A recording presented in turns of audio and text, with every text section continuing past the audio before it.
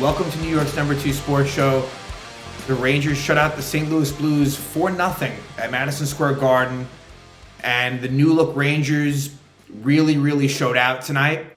Obviously, the headliner is Igor Shesterkin, who made all 26 saves on the 26 shots the Blues took. He was really tested early, first period specifically.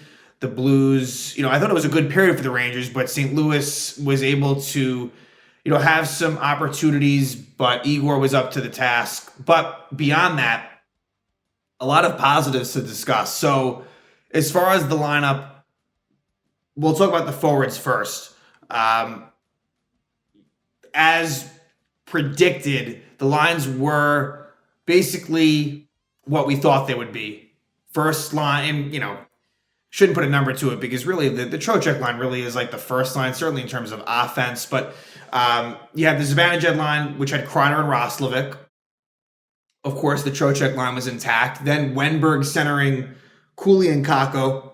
And the fourth line, that's like the most sort of interesting thing, was Goodrow centering Vesey and Rempe. So I wasn't totally sure, would they go with Rempe or Brodzinski? And you could have made a case for either situation, but they decided to go with Rempe, who's become just a cult hero and a favorite at Madison Square Garden, and deservedly so. I thought tonight was Rempe's best game as a Ranger to this point. Was really effective. I mean, because to be honest, I've been skeptical.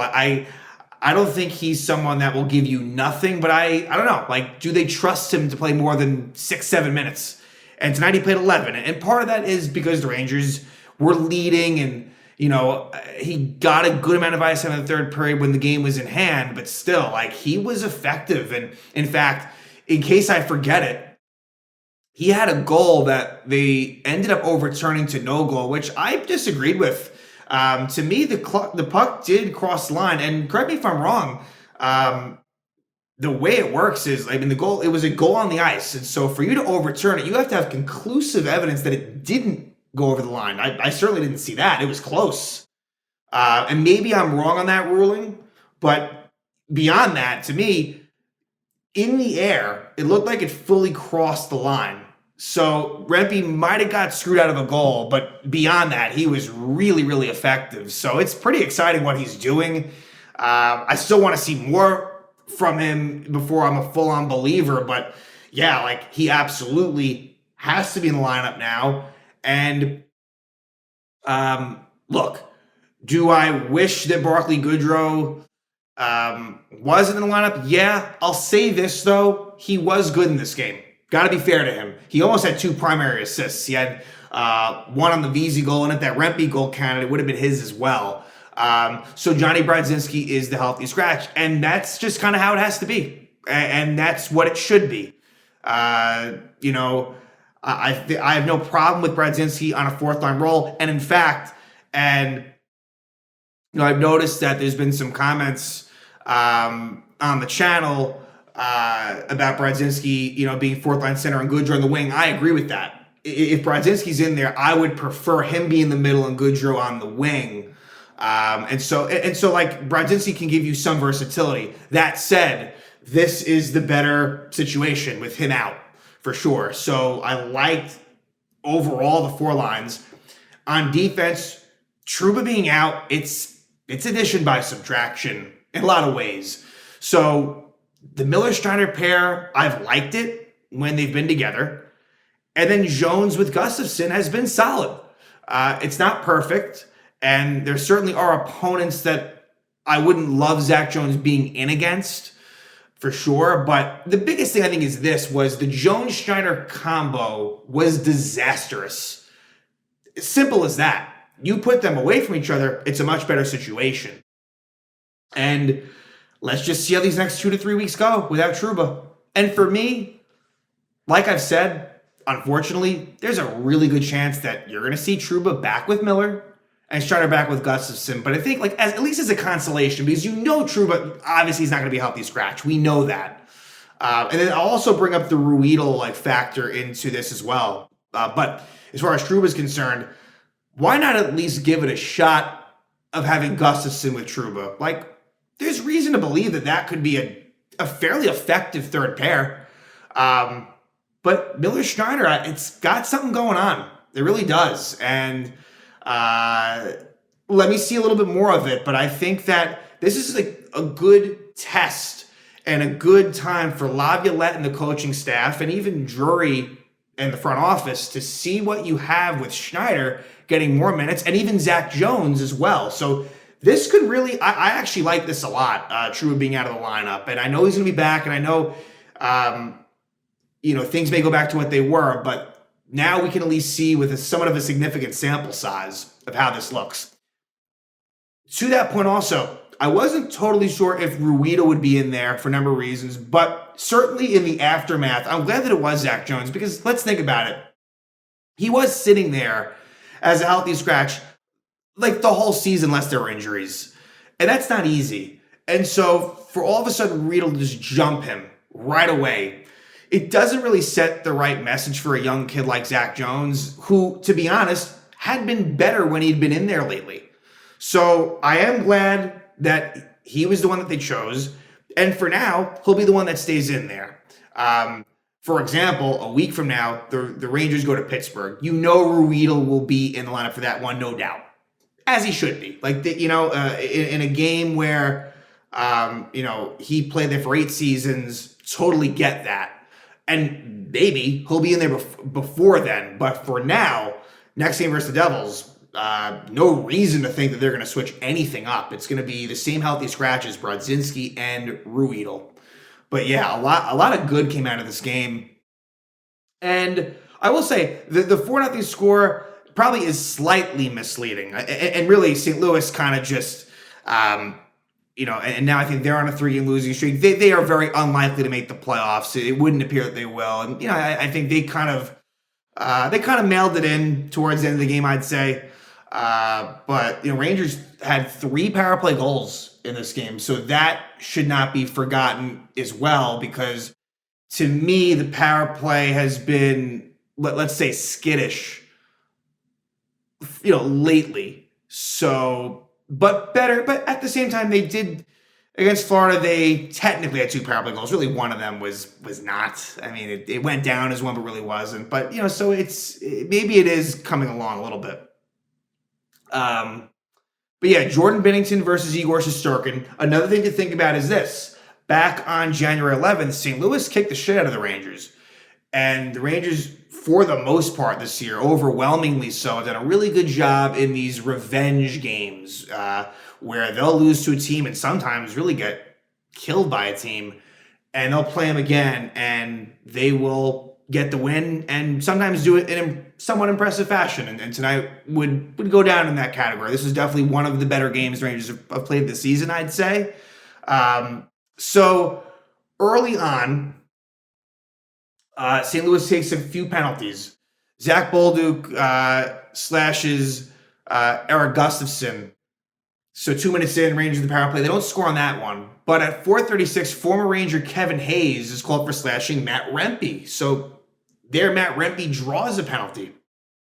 Again, he was a legitimate asset out there tonight beyond the things that you would think about when it comes to him. Very, very impressed by what he did. So Rangers are on the power play, and at 5:51, they score. It's Vincent Trocheck with his 23rd goal of the season from Panarin and Fox. So it was a shot from the point from Panarin. Well, I guess he was roaming around. So sort of right at the blue line at the center. Panarin takes a shot, Trocheck deflects it, and then that goes off of Parayko and past Binnington. So they've tried that every now and then. Trocheck has been, a pretty good producer on the power play. I think 11 of his 23 goals, I think, are power play goals. So there you go. Rangers take a 1-0 lead.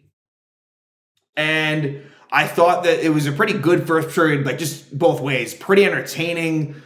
Some back and forth action, not a whole lot of play stoppages, but a really key goal by the Rangers at 19:37. It's Jimmy Vesey, who came in on a mini breakaway, scores his 13th goal of the season from Barclay Goodrow. Really nice quick pass by Goodrow, which was good to see. Just kind of had some oomph on it and some urgency to it.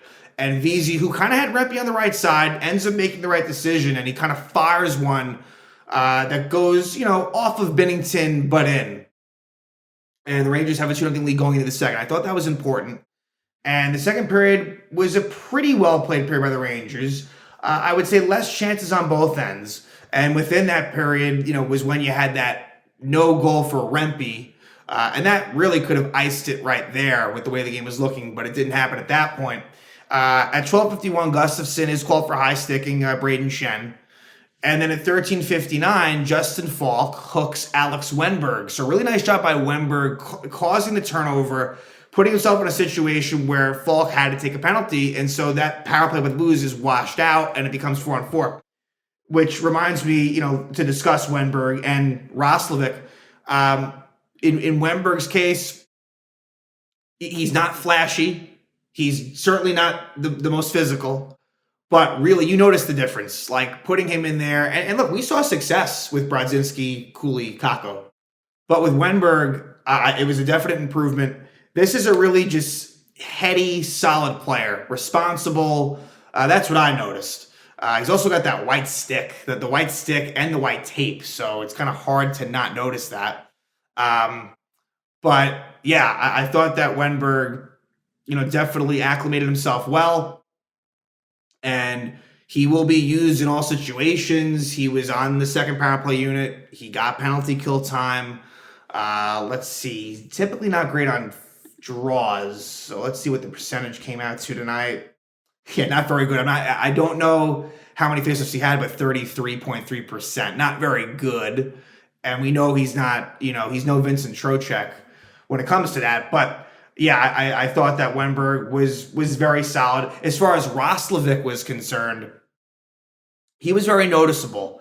And with him, and with Wennberg too, as I said in the trade episodes, with Roslovic, he really is good at transporting the puck and carrying the puck into the zone and holding it and trying to make plays. Now, with that, there does come some turnovers. I noticed he did turn over the puck a few times, for sure, but I think that maybe this combination with Zibanejad and Kreider could be a good fit. I like the speed, and I like the fact that he might be able to set them up, which when you think about it, with the guys he had, it wasn't there. I think that they could definitely use a speed option, and that with Blake Wheeler, that was not the case. With Kakko, that was not the case.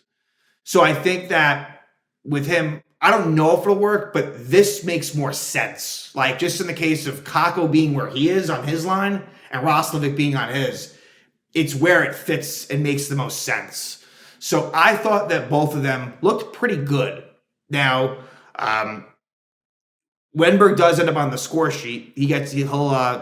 We'll talk about, he gets a secondary assist, but yeah, I definitely think reasons for some optimism for sure. So the Rangers are up 2-0 at the end of 2. In the third, at 5:01, Falk holds Lafreniere. Now, I thought there was a chance that maybe this could have been a penalty shot, but it wasn't.